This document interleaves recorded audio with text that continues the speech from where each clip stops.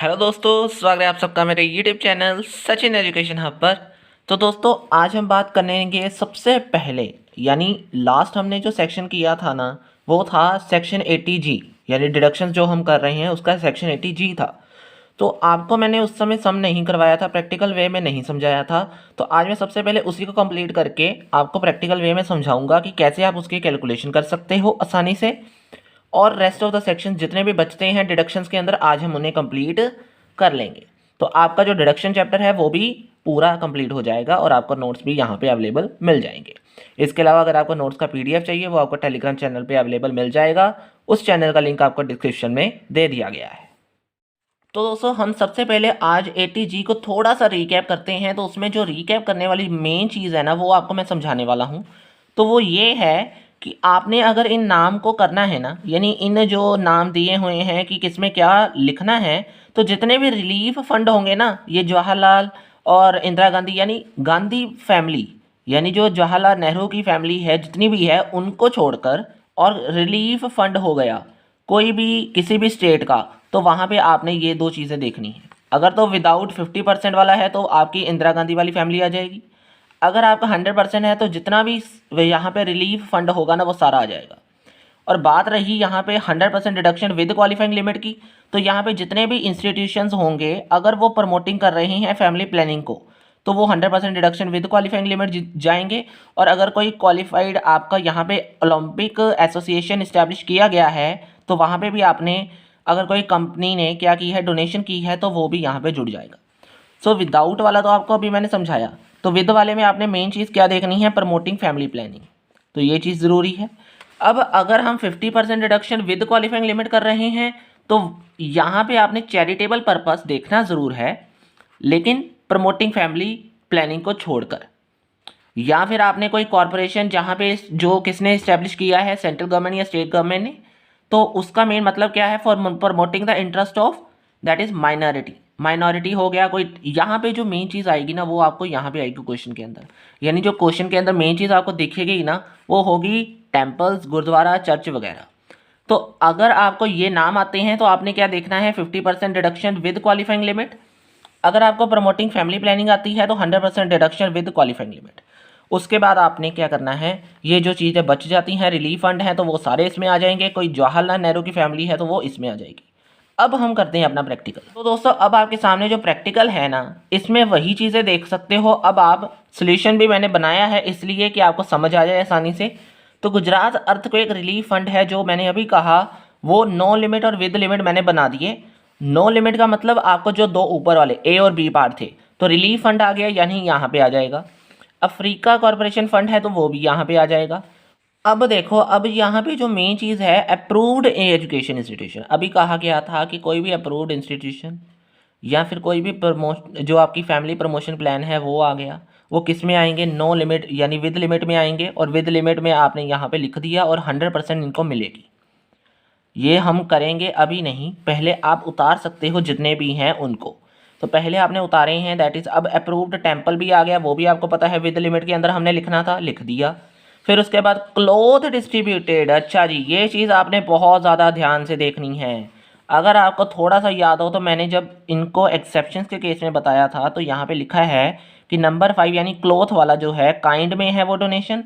तो जब काइंड में हो डोनेशन तो आपने क्या करनी है, उसे नहीं लिखना। तो पॉइंट आ गया यहाँ पे समझने वाला। अब एमसी यानी म्यूनसिपल कॉरपोरेशन को अगर आपने प्रमोशन करने के लिए, किसकी, फैमिली प्लानिंग के लिए, तो यही वर्ड हमने पढ़ा था, तो यही वर्ड आ गया यहाँ पे भी। अब यहाँ पे आगे क्या है, पीजीआई चंडीगढ़ में आपने पुअर की हेल्प के लिए 20,000 का कैश दे दिया। अच्छा, हमने ये तो देख लिया, कैश आया है, डोनेशन की है, लिख दिया। भाई नहीं लिखना, रुको। क्यों नहीं लिखना, रीज़न पढ़ लो। Cash above 2000 for donation will be not accepted as deduction. अगर आपने 2000 तक का कैश डोनेट कर दिया तो मिल जाएगी डिडक्शन, लेकिन अगर कैश 2000 से ज़्यादा है तो आपको डिडक्शन नहीं मिलनी। अब यहाँ पे जो पॉइंट आउट है ना, ये चीज़ 20,000 और 2000, इनको आपने माइंड में बिठा लेना है और सम करते हुए आपने ध्यान से इन्हें देखना है। अब डोनेशन लास्ट में क्लीन गंगा फंड के लिए, वो भी यहाँ पे आ जाएगा, तो हो गया कंप्लीट। लिखने वाला हो गया। अब यहाँ पे 100% था तो 100% एडिस लिख दिया, कोई मुश्किल नहीं आएगी यहाँ पे। अब विद लिमिट की कैलकुलेशन को ध्यान से समझना है तो ध्यान से मेरे साथ साथ समझना। जितनी लिमिट थी हमने यहाँ पे ऐड आउट कर ली, ऐड करके कितनी आनी है। अब हमने स्टेप याद हो थोड़ा सा, तो मैंने पहले कहा था कि हमने ये सभी का टोटल किया, आ गया हमारे पास सी और डी का टोटल किया, आ गया हमारे पास 70,000। अब इसके बाद हमने क्या किया है, दैट इज़ और किसकी क्या देखना है, क्वालिफाइंग अमाउंट देखनी है। क्या देखनी है, 10% ऑफ GTI। तो GTI अब हमें दी हुई है, दैट इज़ यहाँ पे कितनी है, 6 लाख का 10% कितना बन जाएगा यहाँ पे 60,000। तो हमने कौन सा उठाना था यहाँ से, that is which ever is less. तो 60,000 आपका यहाँ पे ट्रांसफ़र हो जाएगा आगे। और लेकिन अब 60,000 में भी थोड़ा सा आपको ध्यान देना होगा। अब 60,000 को दो पार्ट्स में मैंने क्यों डिवाइड किया, अगर याद हो तो फैमिली प्लान के लिए रेट था 100%, लेकिन रेस्ट ऑफ के लिए आपका रेट था 50%। तो वही चीज़ करनी है कि फैमिली प्लान कितना है 20,000, तो 20,000 के लिए 100% यानी 20,000 बाहर आ जाएगा। और रेस्ट ऑफ 40,000 के लिए आपने 50% का इस्तेमाल करना है और उसमें भी 20,000 आएगा।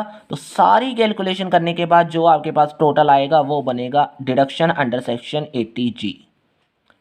आई होप आपको अंडरस्टैंड हो गया होगा। इतना आसान है ये समझना कि अगर आपको बस मैंने बता भी दिया कौन सी कहाँ पे चीज़ें आनी हैं, इससे ज़्यादा इजीनेस आपको नहीं मिलेगी।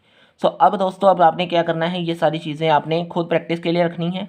अब हम बढ़ते हैं अपने नेक्स्ट सेक्शंस की ओर। अब हमारा जो नेक्स्ट सेक्शन है वो है 80TTA, that is based on the income based deduction. अब ये इनकम बेस्ड डिडक्शन स्टार्ट हो गई हैं, जिसमें हमारा सेक्शन सबसे पहले क्या है, TTA वाला।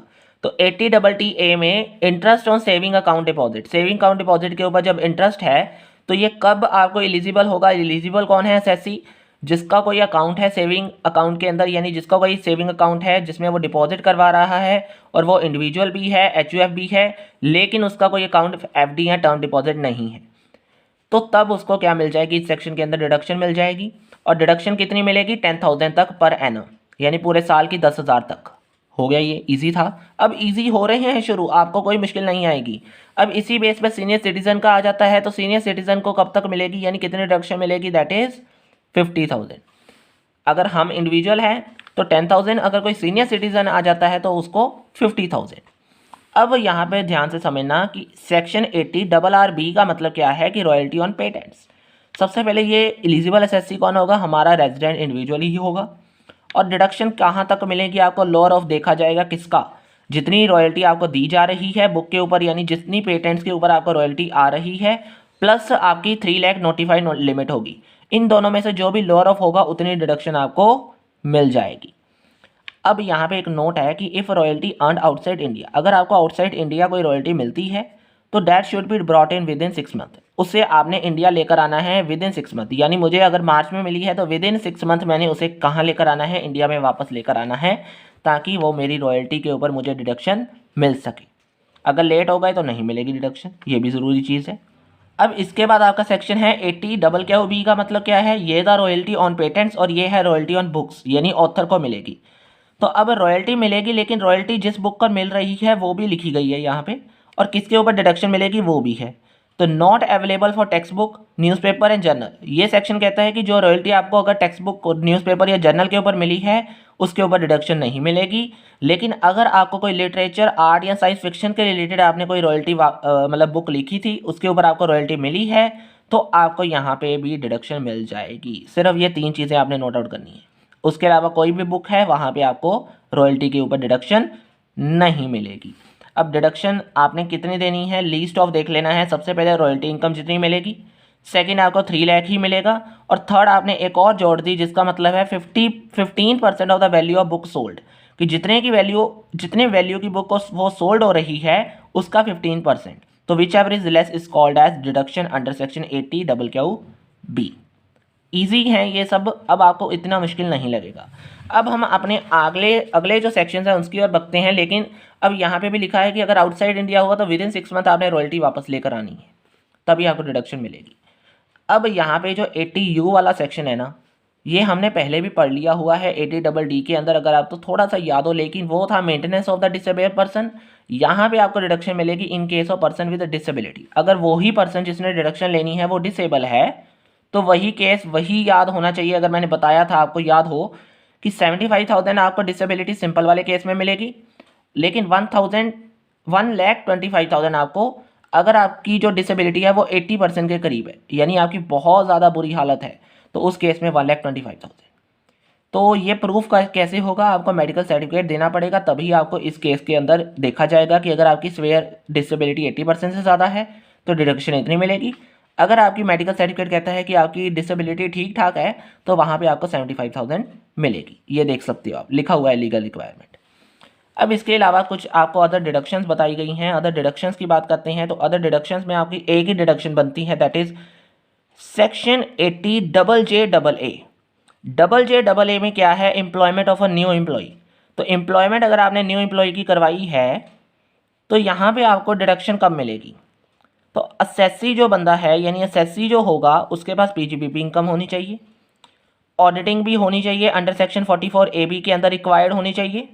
और जो न्यू वर्कर है employed, then 30% of employ cost can be deducted under this section. जो वर्कर आपने एम्प्लॉयड किया होगा उसका 30% जो एम्प्लॉय कॉस्ट है वो आपको एज अ डिडक्टेड कर दी जाएगी इस सेक्शन के अंदर। ये तीन चीज़ें हैं जो आपकी मेन इसके अंदर आपको सेक्शन, यानी जो डिडक्शन मिलेगी वो इस बेस पे मिलेगी, ये तीन चीज़ों के बेस पे। अब कंडीशन इसके अंदर आपको पूरी करनी पड़ेगी। ये तो था कब अवेलेबल है, अब यहाँ पे कंडीशन पूरी होगी तो और ज़्यादा अवेलेबिलिटी मिलेगी। तो कंडीशन पूरी कितनी करनी है आपने, कि जो न्यू वर्कर आपने अपॉइंट किया होगा उसे परमानेंट बना देना है 240 डेज़ के बाद, यानी 240 दिनों के बाद आपने उसे न्यू वर्कर को क्या बना देना है? परमानेंट बना देना है। ये कंडीशन है। अगर कोई लेदर इंडस्ट्री है यानी मैन्युफैक्चरिंग इंडस्ट्री है तो वहाँ पे 150 डेज़ ही चाहिए सिर्फ। अगर कोई सैलरी आपने देनी है तो वहाँ कितनी होनी चाहिए? 25,000 पर मंथ तक होनी चाहिए मैक्सिमम। अगर आपने देखा कि अगर आपका न्यू एम्प्लॉई है, वहाँ पे आपने देखना होगा कि उसने पार्टिसिपेट किया है या RPF स्कीम के अंदर नहीं। ये आपने देखना है कि RPF स्कीम के अंदर उसने पार्टिसिपेट करना ही करना है, ये ज़रूरी चीज़ है। और अगर कोई उसकी कोई पेंशन स्कीम है तो उसका एंटायर कंट्रीब्यूशन कहीं पे गवर्नमेंट ने तो नहीं पे किया, ये भी देखना ज़रूरी है। अगर पे किया है तो उसे इस स्कीम के अंदर डिडक्शन नहीं मिलेगी, अदरवाइज़ आपको मिल सकती है। तो ये जो चीज़ें हैं ये इतनी ज़्यादा तो इम्पॉर्टेंट नहीं थी, लेकिन ये जो ऊपर मैंने अभी तक आपको कराई है रॉयल्टी वाली, ये बहुत ज़्यादा इंपॉर्टेंट है। इनकम बेस्ड डिडक्शन और अदर्स भी आपको अगर कहीं ना मुश्किल आए तो आप कर सकते हो।